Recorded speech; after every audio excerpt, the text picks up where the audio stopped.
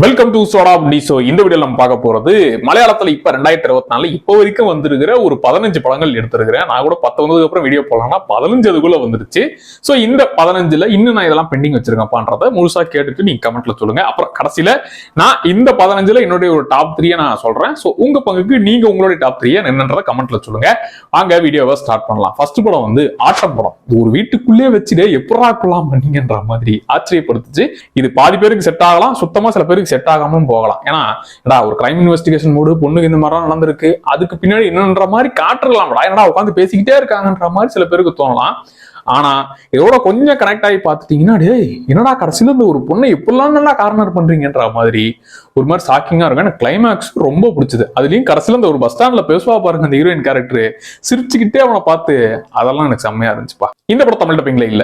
ரெண்டாவது படம் ஆப்ரஹாம் மோஸ்லர். இது ஒரு ஓகேவான படம் தான். ஏன்னா இதை விட நம்ம பெஸ்டான படங்கள்லாம் பார்த்ததுனால இது ஓகேவா தான் பட்டுச்சு.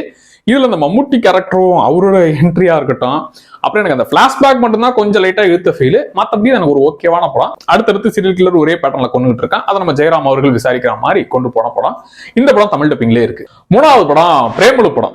இது ஒரு SMS வைப்ல ஒரு மாதிரி ஜாலியா அப்படியே போட்டு விட்டா அப்படியே போதுறான்ற மாதிரி இருந்துச்சு. எனக்கு நல்லாவே போச்சு. ஒரு கேரக்டர்ஸும் அவங்க பண்ற அலப்பறீங்க அதெல்லாமே நல்லா இருந்துச்சு. தமிழ் டப்பிங் நல்லா தான் இருந்துச்சு. தமிழ் டப்பிங்ல நான் ட்ரை பண்ணலாம், நல்லா இருந்துச்சு. நாலாவது படம் பிரம்மயுகம். மம்முட்டி அவர்கள் அடுத்தடுத்து நான் வேற கொடுத்துக்கிட்டே இருப்பேன்ற மாதிரியே அடுத்தடுத்து அவர் லெவலில் போயிட்டே இருக்கிற அப்படி. சோ இதுல ஒரே வீடு தான். இந்த ஃபர்ஸ்ட் ஆட்டம் படம் மாதிரி ஒரே வீடு தான். அது இல்லாம பிளாக் அண்ட் ஒயிட் வேற.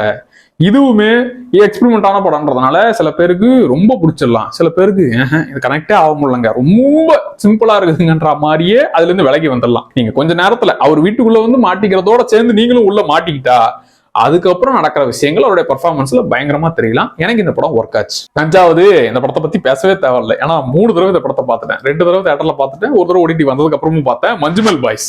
எப்பா அதுவும் சொல்றேன், ஒரு படத்துக்கு ஹீரோயின் தேவைனா தேவை, இல்லைன்னா தேவை இல்லைன்றதுக்கு இந்த படம் பெஸ்ட் எக்ஸாம்பிள். அப்புறம் பாட்டு, தமிழ் படத்துல கூட அந்த மாதிரி பாட்டை யூஸ் பண்ண மாட்டாங்கன்ற மாதிரி அந்த பாட்டை இனிமேல் அந்த பாட்டு கேட்கும் போது இந்த படம் ஞாபகம் வர அளவுக்கு பண்ணி விட்டானுங்க. ஒரு மாதிரி தியேட்டர் எக்ஸ்பீரியன்ஸ் அப்படி இருந்துச்சு.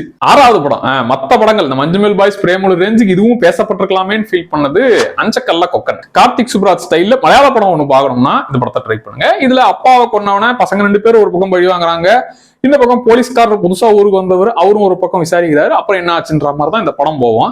இதுல பிடிச்ச விஷயமே என்னன்னா, அந்த ஒரு சரக்கு சாப்பிட்டு ஒரு டான்ஸ் போட்டுக்கிட்டு இருப்பானுங்க, அங்க ஆரம்பிக்கும் பாருங்க ஒரு சண்டை. அதுலயும் அந்த வைபா அந்த பாட்டே ஒரு மாதிரி செம்ம வைப் பண்ணி விட்டுரும். அந்த சீனை ஸ்டேஜ் பண்ண விதம் அப்படியே அதை ஃபைட்டா மாறி அதுக்கப்புறம் படமே அது வரைக்கும் ஸ்லோவா போன படம் அதுக்கப்புறம் ட்விஸ்ட் அண்ட் டர்ன்ஸ்னு அப்படியே ஒரு ரூட்டுக்கு போவோம். இந்த படம் செம்மையா ஒர்க் ஆச்சு. அந்த சீன் பர்டிகுலரா ரொம்ப ஃபேவரட்டா மாறிச்சு. அடுத்து தலைவன் ஃபகத் ஃபாசிலோட ஆவேசம் படம். கிட்டத்தட்ட கார்ட்டூன் கேரக்டர் மாதிரி தான். அவர் வந்து நான் சீரியஸா பாக்குறதா இல்ல சிரிச்சுக்கினே பாக்குறதா இல்ல அவரை பத்தி அவர் செஞ்ச சாகசங்கள்லாம் இவங்க அடியாளுக்கெல்லாம் சொல்லும் போது அதை நான் சிரிக்கிறதா இல்ல சீரியஸா எடுத்துக்கிறதான்ற மாதிரியே மோட்ல கொண்டு போனது. இத்தனைக்கும் படம் ஆரம்பிச்சு 1/2 மணி நேரம் கழிச்சுதான் வருவாரு.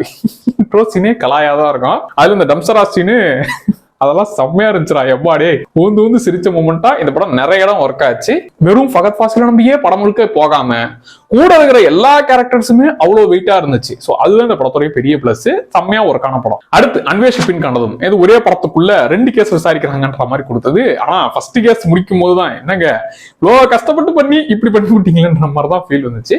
2வது கேஸ் நல்லா இருந்துச்சுப்பா. 2 கேஸ் ஒரு மாதிரி ஹீரோக்கு குடும்பம் இருக்குது, அவருக்கு பிரச்சனை இருக்குன்னா எங்கேயுமே கொண்டு போகாம எடுத்ததுமே கதைக்குள்ள வந்தது இந்த படம் பிடிச்சது. சோ இதுவும் தமிழ் டப்பிங்ல இருக்குதுங்க. அடுத்து இந்த வருஷங்களுக்கு சேஷம் 9வது படம். வருஷங்களுக்கு சேஷம் இந்த படம் ஒரு மாதிரி ஃபர்ஸ்ட் ஹாஃப் முழுக்க ஒரு கதை, செகண்ட் ஹாஃப்ல இவனுங்களே கலாச்சி. ஏன்னா ஃபர்ஸ்ட் ஹாஃப் அவ்வளவு மோட்டிவேட் பண்ணி 2 ஃப்ரெண்ட்ஸ், ஒருத்தன் பெரியாள் ஆயிட்டான், ஒருத்தன் வந்து வாழ்க்கையவே தொலைச்சிட்டான்ற மாதிரி அவ்வளவு எமோஷனலா ஃபீல் பண்ண வச்சுக்கிட்டு செகண்ட் ஹாஃப்ல ஃபன் பண்ணி வச்சுட்டு இருப்பானுங்க. எனக்கு இந்த படத்துல எமோஷனலா அந்த ஃப்ரெண்ட்ஸோட ஜர்னி இதெல்லாம் எனக்கு பிடிச்சது.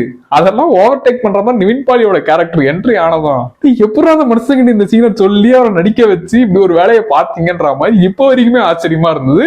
நிவின் பாலி தாங்க மொத்த படத்தையும் தூக்கி சாப்பிட்டு போயிட்டே இருந்தாரு. கொஞ்சம் சீனாலும் அந்த மனுஷன் தான் ஸ்கோர் பண்ணிட்டா அப்படி. சோ இந்த படம் ஒரு மாதிரி நல்ல ஒரு ஃபீல் குட் மூவி பார்த்தோம் பண்ற அந்த ஒரு ஃபீலை கிரியேட் பண்ணுச்சு. அடுத்து 10வது இப்போ வந்த மந்தாகினின்ற படம். ஒரே நாள் நடக்கிற கதை தான். கல்யாணம் ஆயிட்டு ஒய்ஃப் கேரக்டர் வீட்டுக்கு வந்ததும் அன்னைக்கு நைட் ஃபர்ஸ்ட் நைட் நடக்கணும். பட் அதை விட பெரிய ஒரு பிரச்சனை நடக்க அப்புறம் என்னெல்லாம் ஆச்சுன்ற மாதிரி செம்மையாவே கொண்டு போனானுங்க. 40 நிமிஷம் முதல் 40 நிமிஷம் கதைக்கெல்லாம் செட் ஆக டைம் ரொம்ப எடுத்துக்கிட்டாங்க. செகண்ட் ஹாஃப்ல அதுக்கப்புறம் ஒய்ஃப் செய்யற சம்பவங்களோட ஸ்டார்ட் ஆகும் போது நல்லா இருந்துச்சு. அடுத்து 11வது குருவாயூர் அம்பல நடையில். இதுவுமே ஃபர்ஸ்ட் ஹாஃப் ரொம்ப நல்லா இருந்துச்சு. சுந்தர்சி படம் பாக்குற மாதிரி இது கிட்டத்தட்ட தமிழ் படம் பாக்குற ஃபீல் தான் படம் முழுக்க கொடுத்துச்சு. என்ன செகண்ட் ஹாஃப்ல நிறைய இடம் காமெடி ஒர்க் ஆகல, அது மட்டும் தான் குட்டி பிரச்சனை. மத்தபடி இந்த கிளைமாக்ஸ் போர்ஷன் நல்லா ஒர்க் ஆச்சு. சோ செகண்ட் ஹாஃப் மட்டும் கொஞ்சம் சில இடங்கள் ஒர்க் ஆகாம போகும். பட் மொத்த படமா பார்க்கும்போது ஓகேடா நல்லா தான் இருந்துச்சுன்ற மாதிரி இருந்துச்சு. அதேதான் எனக்கு Malayali from India first half நல்லாவே இருந்துச்சு. செகண்ட் ஹாஃப் போகும்போது தான் எனக்கு அந்த ஏரியா தான் ரொம்ப ரொம்ப இழுத்தா மாதிரியும் ஃபீல் ஆச்சு. ரொம்ப கொஞ்சம் ஓவர் டோஸா எமோஷனலும் போன மாதிரி ஆச்சு. சோ இந்த குருவாயூர் அம்பல நடையில், மலையாளி ஃப்ரம் இந்தியா இந்த ரெண்டும் எனக்கு ஓகே படம் தான். ஏன்னா மொத்தமா இந்த படம் வந்து எனக்கு ஒர்க் ஆகல. ஃபர்ஸ்ட் ஹாஃப் சூப்பரா இருந்துச்சு. அதே மாதிரி தான் இதுலயும் ஃபர்ஸ்ட் ஹாஃப் சூப்பரா இருந்துச்சு. அதே போல ஆப்ரஹாம் மோஸ்லர் எனக்கு மொத்த படமா ஒரு ஓகேவான படம். ஓகேங்க, பிளாஷ்பேக் கொண்டு இழுத்துட்டீங்க, மத்தபடி ஓகேன்ற மாதிரி தான் இருந்துச்சு. இந்த மூணுமே எனக்கு ஓகே தான். அடுத்து இந்த 13வது படம், அப்புறம் 14, 15 தலவன் படம், அப்புறம் உள்ளொழுக்கு, அப்புறம் மலைக்கோட்டை வாலிபன். இந்த 3 படமும் இன்னும் பார்க்கல. மலைக்கோட்டை வாலிபன் ஓடிடிக்கு வந்து விட்டது.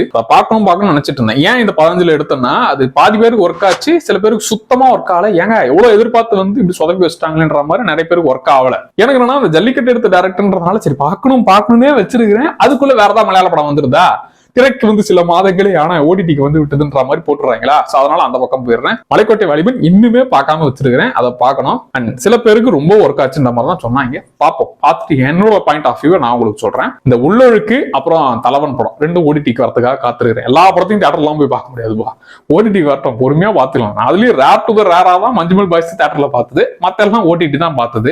சோ இந்த 15ல என்னுடைய 3 ஃபேவரட் படங்கள் அப்படின்னு எடுக்கணும்னா ஆவேசம் படம் கண்டிப்பா, அதுக்கப்புறம் ஆட்டம், அப்புறம் வந்து இந்த வருஷங்களுக்கு சேஷம். இந்த 3 படங்கள் ஒரு டாப் 3ன்ற மாதிரி எடுப்பேன். 1, 2, 3லாம் இல்ல, டாப் 3 இந்த கேட்டகரியில எடுப்பேன். இதுல ரொம்ப ஓகேவா பட்டது குருவாயூர் அம்பல நடையில், மலையாளி ஃப்ரம் இந்தியா, ஆப்ரஹாம் மோஸ்லர். மத்தபடி எல்லா படமும் கிட்டத்தட்ட ஒர்க் ஆயிடுச்சு. இப்பதான் ஞாபகம் வருது ஆடு ஜீவிதம் படம், அதுவும் இந்த வருஷம் தான் இல்ல, இப்போ 15 இல்ல 16 லிஸ்ட் பெருசா போயிட்டே தான் இருக்கு. ஸோ ஆடு ஜீவிதம் படமும் தியேட்டர்ல எக்ஸ்பீரியன்ஸ் பண்ணும்போது அப்படி ஒரு ஃபீலை ஏற்படுத்துச்சு. ஸோ 16 படம்பா. ஸோ உங்க டாப் 3 என்னன்றத கமெண்ட்ல சொல்லுங்க. ஸோ அடுத்து இதே மாதிரி நம்ம தமிழ்ல அப்புறம் ஹிந்தியில என்னென்ன படங்கள்லாம் வந்திருக்குன்ற மாதிரி பார்த்துடலாம். இன்னும் நம்ம சேனலை சப்ஸ்கிரைப் பண்ணலாம், சப்ஸ்கிரைப் பண்ணிக்கோங்கப்பா. அடுத்த வீடியோல திரும்ப வரேன். Tata by.